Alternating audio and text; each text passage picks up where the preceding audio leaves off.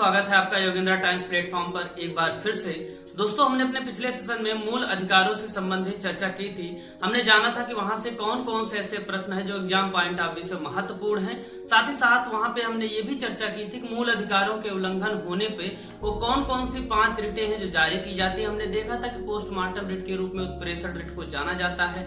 हमने देखा था प्रतिषेध क्या है। इस तरीके के 5 रिटों के बारे में हमने चर्चा किया था। खास करके हमने देखा था कि कुछ रिटों में जो माइनर डिफरेंसेस हैं उनके बारे में भी हमने चर्चा की थी। तो आज के सेशन में हम बेसिकली बात करने जा रहे हैं नीति निर्देशक तत्वों के बारे में, जो कि भारतीय संविधान में अनुच्छेद 36 से लेकर 51 तक भाग 4 के तहत समाहित किए गए हैं और आयरलैंड के संविधान से ये प्रेरित है। याद रखें, जो भी बातें अभी बोली गई ये सारे एग्जाम पॉइंट ऑफ व्यू से महत्वपूर्ण है और विगत परीक्षाओं में पूछे गए। दोस्तों, हमने जब देखा कि मूल अधिकार भारतीय नागरिकों को दिए गए जो कि उनके व्यक्तित्व के विकास के लिए जरूरी है, तो आखिर क्या वजह रही कि संविधान में हमारे नीति निर्देशक तत्वों को डीपीएसपी को भी शामिल किया गया। दोस्तों, अगर नीति निर्देशक तत्वों की बात करें, जहां मूल अधिकार एक तरफ राजनीतिक न्याय देते हैं, आपको समाज में समान रूप से सबके सामने लाने का अधिकार देते हैं, आपके अधिकारों का उल्लंघन नहीं होगा, वही नीति निर्देशक तत्व उस समान तक पहुंचने का जो आपका सफर है उसको तय करवाते हैं। अर्थात सरकार विभिन्न योजनाओं के माध्यम से नीति निर्देशक तत्वों के तहत आपके जीवन को सामाजिक और आर्थिक रूप से उन्नत करती है। उसमें विकास के प्रतिमान जो भी दिखाई देते हैं वो नीति निर्देशक तत्वों के माध्यम से दिखाई देते हैं। जहां एक तरफ मूल अधिकार राजनीतिक न्याय आपको देते हैं, वहीं नीति निर्देशक तत्व आपको सामाजिक और आर्थिक न्याय देते हैं। कैसे? जब कोई भी योजना आपकी चलती है, सरकार द्वारा चलाई जाती है आपके लिए, तो बेसिकली मान लीजिए प्रधानमंत्री आवास योजना इस समय चलाई जा रही है। आपको जब भी आवास दिया जाएगा किसी भारतीय नागरिक को, तो सामाजिक रूप से भी उसके पास एक स्टेटस बनेगा उसका, हाँ इसके पास घर बन गया है, कम से कम इसका घर सरकार ने बनवा दिया। दूसरी बात, अब आर्थिक रूप से भी उसकी सुरक्षा हो सकेगी कि वो जो भी कमा के लाएगा उसका चोरी नहीं होगा, बरसात होगा तो उसमें अनाज नहीं सड़ेगा, बच्चे रहेंगे तो सांप नहीं काटेंगे, बीमारियां नहीं फैलेंगी। तरह तरह से क्या होता है, सरकार आपकी सुरक्षा करती है। अब देखिए है क्या इसमें, एक बात यहाँ पे ये है कि जहां नीति निर्देशक तत्व लागू होने के लिए सरकार पर कोई जिम्मेदारियां नहीं है कि हाँ इसे लागू ही करेगी। क्यों? क्योंकि जिस समय देश आजाद हो रहा है, सरकार के पास इतने संसाधन नहीं है कि तुरंत भारतीय नागरिकों के कल्याण के लिए बस जुटी ही जाए अब और चारों तरफ सड़कों का जाल बन जाए, स्कूल बन जाए, सारे लोग शिक्षित हो जाएं और रोजगार दिला दिया जाए। इसीलिए नीति निर्देशक तत्वों को दोस्तों स्टेप बाय स्टेप थोड़ा थोड़ा करके लागू किया गया। जहां मूल अधिकारों का उल्लंघन होने पे आप सीधे सुप्रीम कोर्ट या हाई कोर्ट जा सकते हैं, वहीं नीति निर्देशक तत्वों का उल्लंघन होने पर आप किसी भी कोर्ट में नहीं जा सकते। ऐसा नहीं है कि पड़ोस वाले मोहल्ले में सड़क बना दी गई और आपके यहाँ सड़क नहीं बनी आपके मोहल्ले में, तो आप क्या करेंगे, कोर्ट चले जाएंगे। ऐसा नहीं है। क्यों? क्योंकि सरकार के पास जब भी संसाधन होगा आपके लिए वो सुविधाएं प्रोवाइड कराई जाएंगी। तो इतना थोड़ा सा माइनर डिफरेंस है, आप इसको ध्यान में रखिएगा। चलिए आज के सेशन की तरफ हम आगे बढ़ते हैं। दोस्तों, हमने पढ़ा था कि सबसे पहले जब कोई एक बड़ा सेगमेंट शुरू हो रहा है, जैसे मूल अधिकारों हमने देखा था अनुच्छेद 12 में राज्य की परिभाषा दी गई थी, उसी तरीके से यहाँ पर जैसे ही नीति निर्देशक तत्व शुरू हो रहे हैं, अनुच्छेद 36 में राज्य की परिभाषा दे दी जा रही है।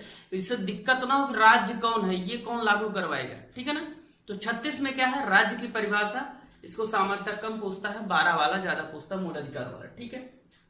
37 में क्या है, आर्टिकल 37 में है कि नीति निर्देशक तत्वों का अगर उल्लंघन होता है, जो मैंने बताया सड़क वाला मैटर, ऐसा ना हो कि पड़ोस के मोहल्ले में बिछ गया, आपके मोहल्ले में नहीं बिछा, तो आप क्या करेंगे, कोर्ट नहीं जा पाएंगे, न्यायालय में नहीं जा पाएंगे। इस बात को आप ध्यान में रखिएगा, ठीक है।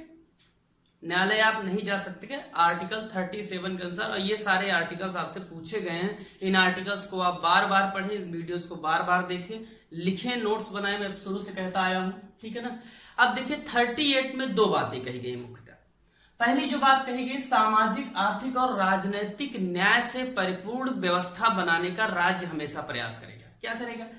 कोई व्यवस्था जो सामाजिक, आर्थिक और राजनीतिक दृष्टि से महत्वपूर्ण है, ऐसी व्यवस्था बनाएगा जो सबको समान रूप से आगे लेकर चले, ऐसा ना हो भेदभाव पैदा करे। दूसरी बात, आय, प्रतिष्ठा और सुविधाओं का सबको बराबर लाभ दिया जाएगा, ऐसा ना हो कोई उसमें छूटा रह जाए पीछे, ठीक है, जिससे असमानता ना पैदा हो।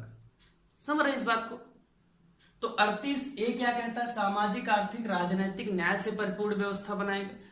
38B या दूसरा क्या कहता है? ये कहता है कोई ऐसी व्यवस्था हम नहीं बनाएंगे जो असमानता को बढ़ावा दे, या दूसरे शब्दों में यूं कहें कि असमानता जो भी है समाज में उसको सरकार क्या करेगी? अपनी योजनाओं के माध्यम से खत्म करने का प्रयास करेगी। ठीक है ना? 39 ये बेहद महत्वपूर्ण अनुच्छेद है, या लगातार एग्जाम्स में पूछा जाता रहता है। इसमें 39A जो कहता है वो कहता है कि आजीविका के पर्याप्त साधन उपलब्ध करवाए जाएंगे।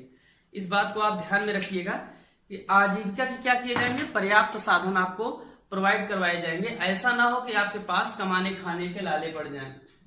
ठीक है, तो 39 क्या कहता है? आजीविका के पर्याप्त साधन उपलब्ध करवाए जाएंगे। ठीक, दूसरा क्या कहता है कि जो भी भौतिक संसाधन है उनका उचित वितरण होगा। अर्थात ऐसा ना हो कि कहीं पर मान लीजिए कोयले की खदान पाई गई, ठीक है, तो उस पर किसी एक विशेष वर्ग का कब्जा हो जाए।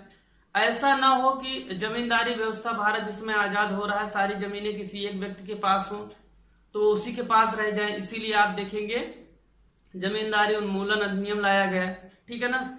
तो ऐसा हो कि जितने भी भौतिक संसाधन है, भौतिक संसाधन का आशय ये हुआ जिनका हम उपभोग करते हैं अपने सुख सुविधाओं के लिए, तो उनका इक्वल डिस्ट्रीब्यूशन हो, ठीक है ना।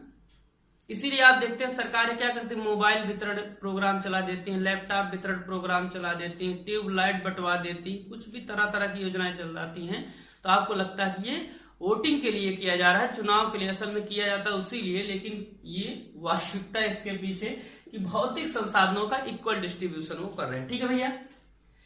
39 का तीसरा पार्ट जो है, उत्पादन के साधनों का विकेंद्रीकरण ना हो, विकेंद्रीकरण किया जाए। इस बात को आप याद रखिएगा। अर्थात ये हुआ कि जैसे मान लीजिए कोयले का कुआं कहीं पाया गया तो वो ऐसा ना हो कि किसी एक व्यक्ति का उस पर नियंत्रण हो जाए। उसको क्या करेंगे हम, जितने भी उत्पादन के साधन उनका विकेंद्रीकरण करेंगे, उन पर समस्त नागरिकों का समान रूप से लाभ सुनिश्चित करवाएंगे। ठीक है ना। ये 39(4) बहुत ज्यादा महत्वपूर्ण है, इसको याद रखिएगा। 39(4) ये कहता है कि चाहे महिला हो या पुरुष, समान कार्य के लिए उसको समान वेतन दिए जाएंगे। ऐसा नहीं है कि अगर पुरुष काम कर रहा है 4 घंटे तो उसको कम वेतन दिए जाए और महिलाएं 4 घंटे काम कर रहे हैं तो उसको ज्यादा वेतन दिया जाए।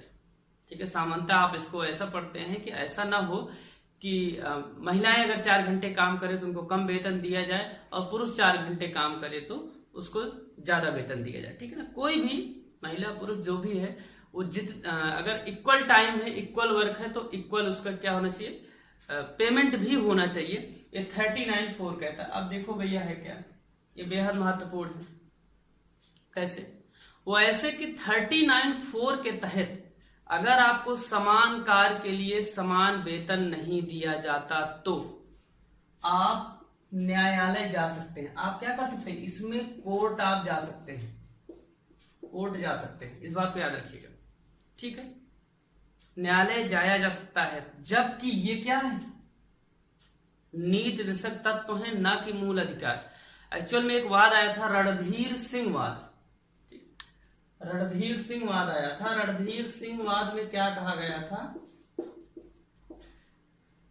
कि अगर 39(4) का उल्लंघन होता है तो कोई भी नागरिक सीधे कोर्ट जा सकता है।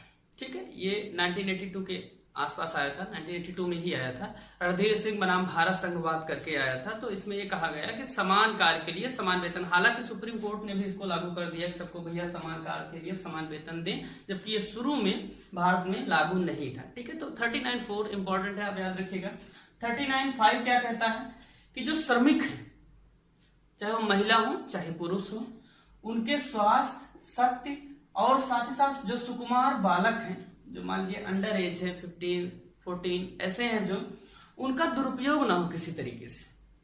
ऐसा ना हो कि उनको ऐसे काम में लगा दिया जाए कि जो पैसे की कमी में कर रहे हों। ठीक है ना। मजबूरी का उनके फायदा उठाया जाए। ठीक है, ऐसा ना हो, ऐसा राज्य भरपूर प्रयास करेगा। ठीक है, इसीलिए आप देखते हैं कि तरह तरह की योजनाएं चलाई जाती है सरकार के द्वारा, जो महिला सशक्तिकरण होती हैं। ठीक है ना, और साथ ही साथ जो बाल अधिकार संरक्षण से संबंधित योजनाएं चलाई जाती हैं, किशोरों के लिए तमाम तरीके के स्किल्ड प्रोग्राम चलाए जाते हैं, जिससे वो उनका भरपूर फायदा ले, यहाँ ना फंसे इसमें आके। ठीक है ना, 44वें संविधान संशोधन 1976 द्वारा इसको जोड़ा गया। फिर से एक बार आपको बता दें कि 42वां संविधान संशोधन 1976 द्वारा इसको जोड़ा गया। 42वें संविधान संशोधन को मिनी कॉन्स्टिट्यूशन के नाम से भी जानते हैं। ठीक है ना, ये क्लियर हुआ। 39 1 2 3 4 5। ठीक, अब एक परिवर्तन और 42वें संविधान संशोधन 1976 द्वारा इंदिरा गांधी जी जिसमें प्रधानमंत्री, उन्होंने पूरा संविधान आधा बदल डाला। ठीक है, उन्होंने कहा कई चीजें सही नहीं लिखी गई। उन्होंने एक चीज और ऐड की है 39A में इन्होंने कहा कि समान न्याय, चाहे गरीब हो अमीर हो। हालांकि ये क्या है भैया, हमारे प्रस्तावना में भी कहा गया है। ठीक है, और ये अनुच्छेद 14 में भी कहा गया है, परंतु इन्होंने फिर से एक बार यहां भी ऐड किया कि समान न्याय सबके लिए और निःशुल्क और विधिक सहायता। मान लीजिए कोई व्यक्ति ऐसा वकील नहीं कर सकता है तो उसे निःशुल्क विधिक सहायता राज्य उपलब्ध करवाएगा। इसलिए कई केसेस आप देखते हैं जिसमें सरकार लड़ती है। आप कहते हैं इनका केस सरकार काहे लड़ रही है? इसीलिए लड़ रही है क्योंकि वो लड़ने में सक्षम नहीं है। अगर कोई आतंकवादी भी है और उसके पास पैसे नहीं है तो उसका भी केस सरकार लड़वाएगी अपने पैसे से। ठीक है भैया, ऐसा आप एक दो केसेस में देख चुके हैं। ठीक, तो अनुच्छेद 39 42वें संविधान संशोधन 1976 द्वारा जोड़ा गया। 39 फिफ्थ 42वें संविधान संशोधन 1976 द्वारा जोड़ा गया। 42वें संविधान को मिनी कॉन्स्टिट्यूशन नाम से जानते हैं, इंदिरा गांधी जी के समय किया गया। ठीक है, अब देखिए अनुच्छेद 40 पे हम चलते हैं। 40 में है क्या? 40 पर गांधीयन इफेक्ट माना जाता है, गांधी जी का प्रभाव। सीधे क्वेश्चन इसको पूछा गया। ठीक है, इसको याद रखिएगा। निम्नलिखित अनुच्छेदों में से किस अनुच्छेद पर गांधी जी का प्रभाव, उस पर 40 आप हमेशा याद रखें 40, क्योंकि गांधी जी क्या मानते थे कि शक्तियों का विकेंद्रीकरण होना चाहिए। जो सबसे निचला तबका है वो भी क्या हो, शक्तिशाली हो। ठीक है ना, उसके पास भी शक्तियां हों। ठीक, तो अनुच्छेद 40 में बेसिकली ये भी पूछा जाता है, क्या दिया गया अनुच्छेद 40 में, तो पंचायतों के गठन से संबंधी प्रावधान किया गया। इस बात को आप याद रखें। क्या कहा गया? पंचायतों के गठन से संबंधित प्रावधान किया गया है। ठीक है, हमने पढ़ा था अनुसूची 11 और 12 जो ग्राम पंचायतों एवं नगर निगम से संबंधित थी। ठीक है ना, 73वें 74वें संविधान संशोधन द्वारा ऐड किया गया था।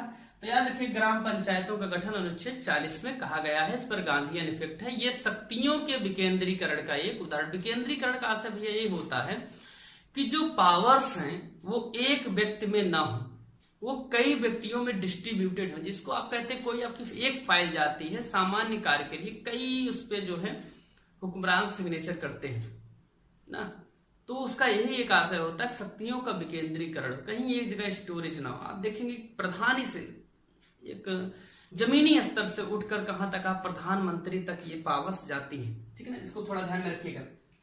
41 क्या कहता है? अब यहां से क्या आर्टिकल्स बहुत ज्यादा महत्वपूर्ण है, इसमें याद रखिएगा। इसमें सबसे ज्यादा महत्वपूर्ण है 39(4). 39(4) आप जरूर याद रखें। ठीक है, उसके बाद 31 2 3 अगर आपका मन है तो याद कर ले, लेकिन पहले 39(4) आप एकदम क्लियर रखें। 41 क्या कहता है? कुछ दशाओं में काम, शिक्षा और लोक सहायता पाने का अधिकार है आपको। क्या क्या? काम, शिक्षा और लोक सहायता पाने का अधिकार है।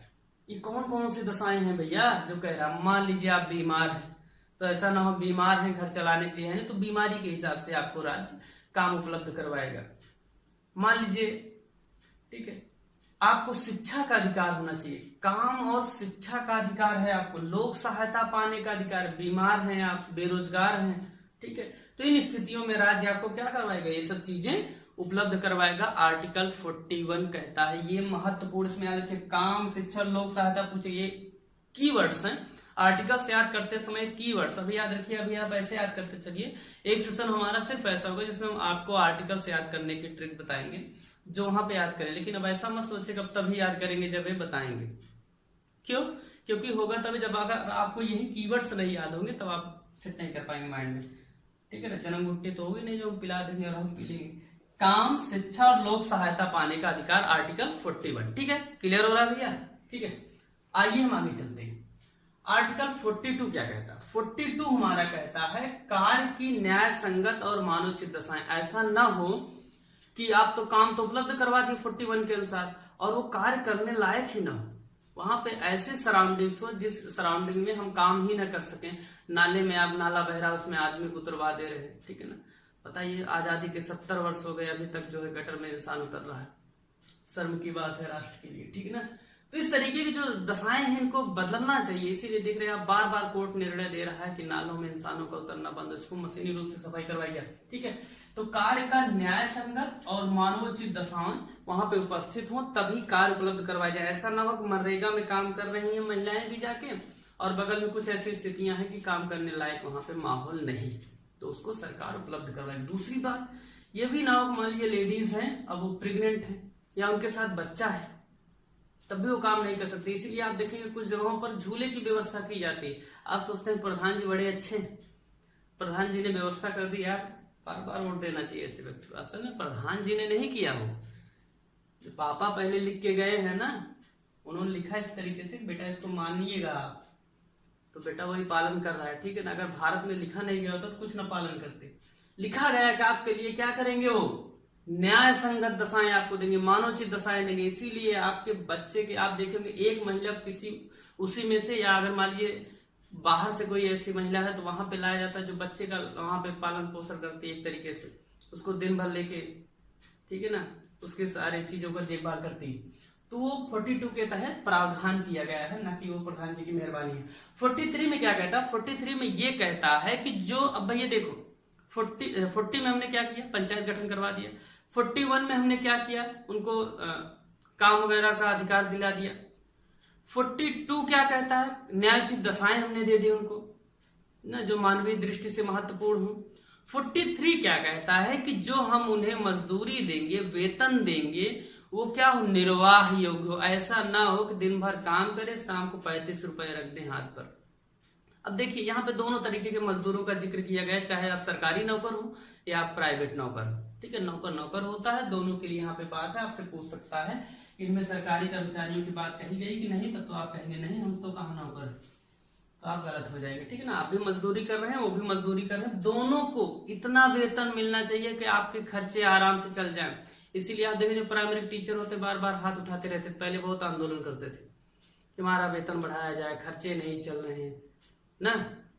तो इसीलिए अभी आप देखें कई सारे आंदोलन होते थे, कई सेक्टर्स ऐसे हैं जहां पर इतना पैसा नहीं दिया जा रहा है कि मूलभूत सुविधाओं को प्राप्त कर सके, ठीक है ना। तो ये 43 के तहत किया गया। 43A भी इसमें महत्वपूर्ण, 42वें संविधान संशोधन द्वारा इसको ऐड किया गया। इसमें कहा क्या गया, जो इंडस्ट्रीज हैं, ये भी गांधीयन इफेक्ट है, बहुत महत्वपूर्ण, इसको डायरेक्टली पूछा गया कई बार। जो 43A है इसमें कहा गया है कि जो इंडस्ट्रीज है उसमें क्या होता है, मैनेजमेंट का एक व्यवस्था बनती है, मैनेजमेंट एक समिति बनती है। उसमें कहा गया कि एक्चुअल में जब मजदूरों से संबंधित आप निर्णय लेने जा रहे हैं तो जो प्रबंध समिति है उसमें मजदूरों की भागीदारी सुनिश्चित की जाए, ठीक है ना। मजदूरों की भागीदारी क्या की जाए, सुनिश्चित की जाए। इसीलिए इस व्यवस्था को अपनाया गया। तो 43A में 42वें संविधान संशोधन 1976 द्वारा ऐड किया गया, जिसे मिनी कॉन्स्टिट्यूशन के नाम से भी हम जानते हैं, ठीक है ना भैया। अब 43B में क्या है, हिंदी में खा कहते हैं, इंग्लिश में बी, याद रखिएगा, इसको कुछ भी पूछ सकता है। कभी भी ABCD में अगर दिक्कत हो आपको तो आप इंग्लिश वाला जो पेपर का वर्जन होता है उसको देखें, लेकिन एक चीज में अगर दिक्कत होगी इंग्लिश का देखेंगे तब भी वही होगी, रोमन अंकों में। रोमन अंक आप ध्यान से पढ़ें, रोमन अंकों की, इसीलिए मैं हर चीज रोमन अंक में लिखने की कोशिश करता हूँ, ठीक है ना। अब 43 का बी क्या कहता है, सहकारी समितियों की बात यहाँ पे कही गई है। 97वें संविधान संशोधन द्वारा अनुच्छेद 43 के तहत ही इसको ऐड कर दिया गया। सहकारी समितियों के बारे में विस्तृत हम बात करेंगे इसके सेशन में, ठीक है, जब ये सेशन आएगा। अब 44 में क्या है, ये बहुत मुद्दा इसमें गहमाया हुआ है। 44 अनुच्छेद 44 में क्या, समान नागरिक संहिता। भारत के जितने भी नागरिक हों उनके लिए क्या हो, एक समान नियम कानून। ऐसा ना हो कि इनका विधि विधान शादी के लिए ये है, उनका विधि विधान शादी के लिए वो है। सामान्यता इसको आप देखते हैं हिंदू वर्सेस मुस्लिम के रूप में। इस समय जिस तरीके से हिंदूज के लिए एक अलग सिविल कोड है और मुस्लिम्स के लिए एक अलग सिविल कोड है, ठीक है ना।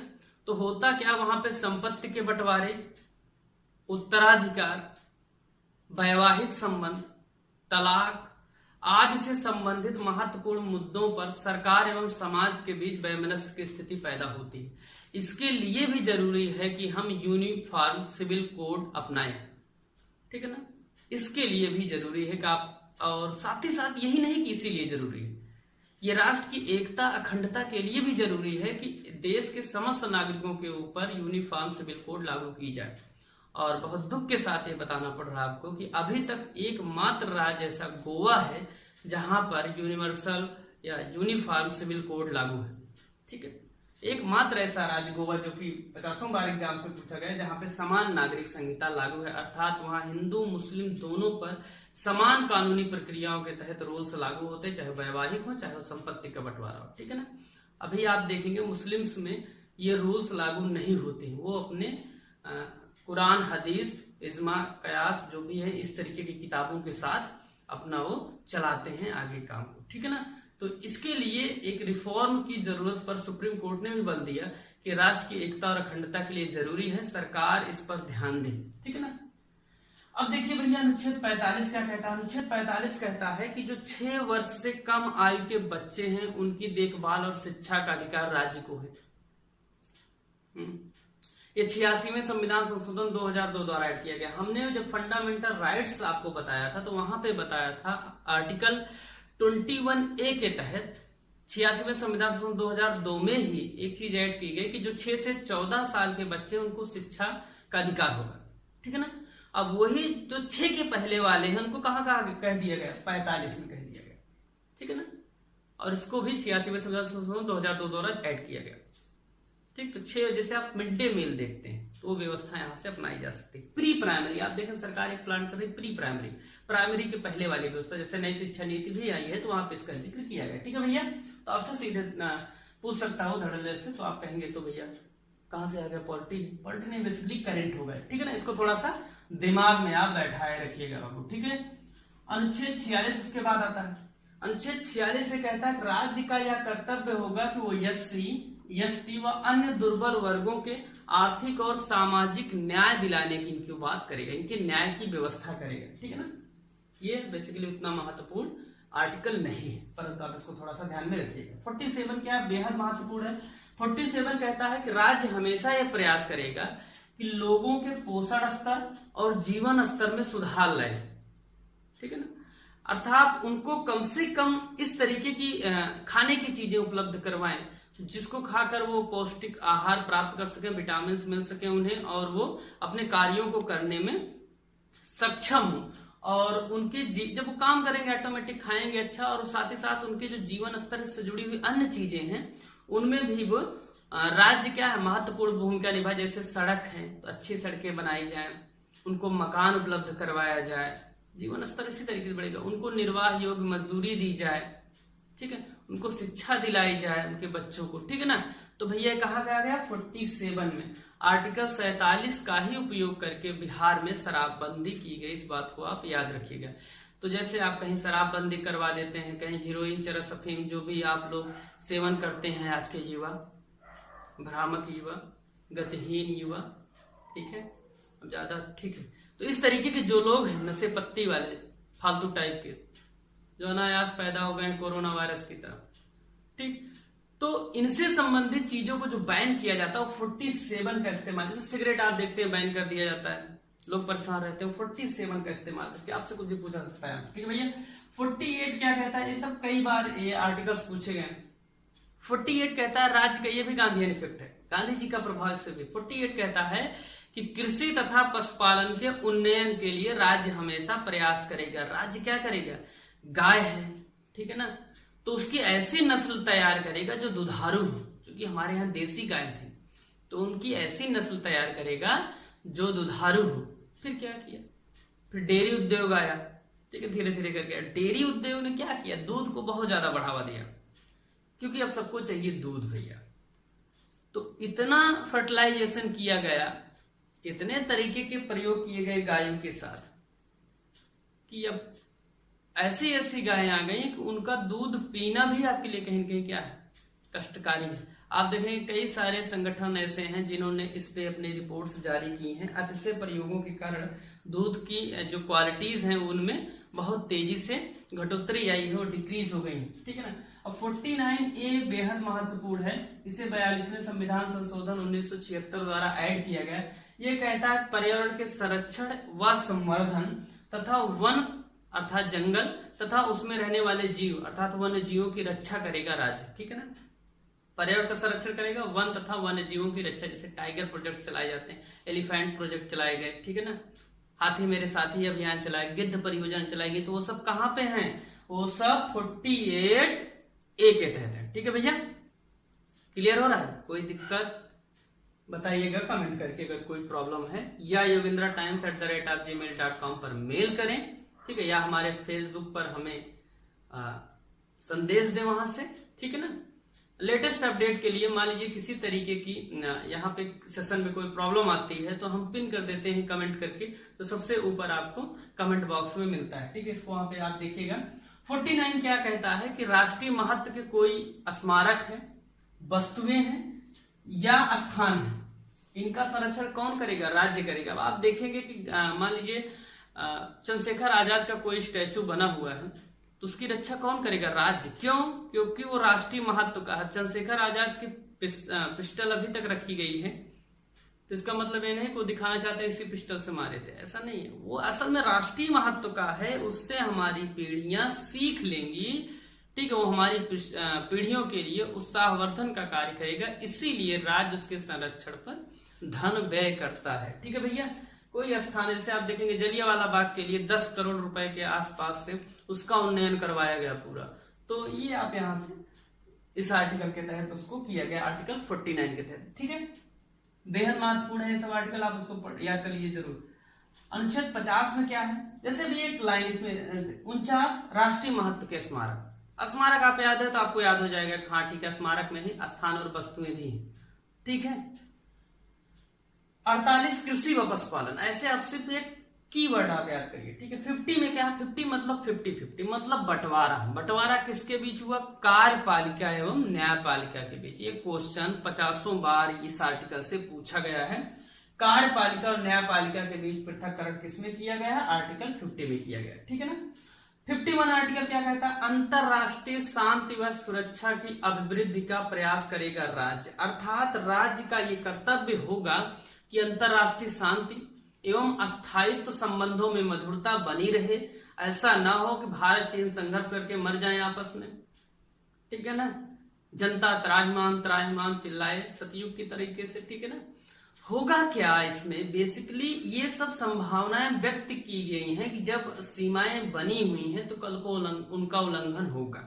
अगर उल्लंघन होगा तो कन्फ्लिक्ट वहां पे होगा। अगर कन्फ्लिक्ट होगा तो कहीं न कहीं संबंधों में खटास आएगी और लोग आपस में लड़ेंगे। उससे बचाने के लिए हमारे संविधान में सोचिए कितना दूर का सोचते थे लोग, हालांकि कॉपी किए हुए, ठीक है। हमारे संविधान में लिखा गया है कि हम क्या करेंगे, अंतरराष्ट्रीय शांति को मेंटेन करेंगे, लड़े भिड़ेंगे नहीं भैया, ठीक है ना। हथियार नहीं उठाएंगे, ऐसे नहीं मार देंगे किसी को, ठीक है बाबू। अब देखिए क्या कुछ आर्टिकल्स नीचे लिखे गए हैं जो बहुत महत्वपूर्ण है, इन पे गार्डियन इफेक्ट है। आर्टिकल 40 पंचायतों से संबंधित है, ठीक है। 43 निर्वाह योग्य, ठीक है। 43 ये आप सब पढ़ चुके हैं, ठीक है। 46 47 ये क्या गांधीयन इफेक्ट है, 48, ठीक। तो इन सबको 40 43 ये और 46 47 48 ये ऐसे आर्टिकल्स हैं जिन पे गांधी जी का प्रभाव दिखाई देता है और एग्जाम में बेसिकली यहां से प्रश्न पूछ लिया जाता है। खास करके आप अनुच्छेद 40 को याद रखिएगा, पंचायतों से संबंधित, पंचायतों गठन जो कि कहा गया उस पर गांधी जी का, बस को ऐसे पूछ सकता है पंचायतों के गठन पर किस व्यक्ति का प्रभाव सर्वाधिक दिखाई देता है, तो उसमें 4 ऑप्शन देगा, बाल गंगाधर तिलक, महात्मा गांधी, ज्योतिबा राव फुले, कुछ भी दे सकता है, एम.एन. राय। तो आपको क्या करना है, उसमें एक ऑप्शन पिक करना है, महात्मा गांधी, ठीक है। असल में होता क्या है, जब आप एक बार पढ़े हैं, रिवाइज नहीं किए हैं, तो आपको ऑप्शन वो ऐसे बनाता है जिससे आपके माइंड में एक क्रिएट होता होगा, अरे यार पता नहीं कौन सा होगा, इसमें ए होगा, बी होगा, सी फॉर काली भाई, ठीक है ना। तो आप कुछ भी आप उसमें मार देते हैं और क्या होता है, आप सही मान लेते हैं, सामान्यतः भारतीयों की एक विधि होती, वो सही मान लेते हैं, जब मिलाते हैं तब गलत हो जाता है, तब किस्मत को दोष देते हैं ना, दो दर्द भरे गाने, उसके बाद सब फिर वैसे इस तरीके से, तो उसको ना करना पड़े आपको, इसीलिए हम इतनी मेहनत कर रहे हैं, ठीक है ना। कितना पसीना हो रहा है देख रहे हो, इतना गर्मी गर्मी मची, फैन ऑफ करके बनाना पड़ रहा है, ठीक है ना। जो 2 मिनट बिना फैन के ना रहता हो, भी फैन बिना फैन के रहना पड़ रहा है उसको, ठीक है ना। तो आपके लिए, जिससे आप एक बेहतर सेशन का भरपूर फायदा उठाएं और परीक्षाओं में ज्यादा से ज्यादा अंक अर्जित करें। एक दो चीजें और यहाँ पे हम क्लियर करना चाहेंगे, जैसे फंडामेंटल राइट्स और डीपीएसपी, मूल अधिकार और नीति तत्वों में अंतर क्या है। मूल अधिकार को आप देखेंगे अमेरिका से लिया गया, नीति तत्व आयरलैंड से लिया गया। मूल अधिकारों का प्रावधान भाग 3 में अनुच्छेद 12 से 35 तक किया गया है। आप देखेंगे नीति तत्वों का प्रावधान भाग 4 में अनुच्छेद 36 से 51 तक किया गया है। मूल अधिकारों को उल्लंघन होने पर सीधे हम हाई कोर्ट या सुप्रीम कोर्ट जा सकते हैं। नीति तत्वों का उल्लंघन होने पर हम कोर्ट नहीं जा सकते। अपवाद स्वरूप 39(4) इसका अगर उल्लंघन होता तो हम कोर्ट जा सकते हैं, जबकि यह नीति तत्व ही है, ठीक है भैया, इतना क्लियर हुआ। जहां मूल अधिकार राज्य के लिए नकारात्मक है, वही नीति निदेशक तत्व राज्य के लिए सकारात्मक है। ये कैसे सकारात्मक ऐसे है भैया कि राज्य का मन करे तो लागू करे, राज्य का मन करे तो ना लागू करे। राज्य का मन करे 5 साल में बहुत वैकेंसी निकाल देगा, राज्य का मन करे नहीं निकाल लेगा, क्या करेंगे आप, ठीक है। वो राज्य के ऊपर है, उसके पास संसाधन है नहीं। आप देखते हैं कई बार वैकेंसियों पर रोक लगा दी जाती है, वो राज्य के संसाधनों पर डिपेंड करता है, ठीक है। तो आशा करते हैं आज का सेशन आपको पसंद आया होगा, ठीक है। अपने सुझावों से हमें अवगत कराते रहें। बहुत बहुत धन्यवाद, नमस्कार, बने रहे हमारे साथ।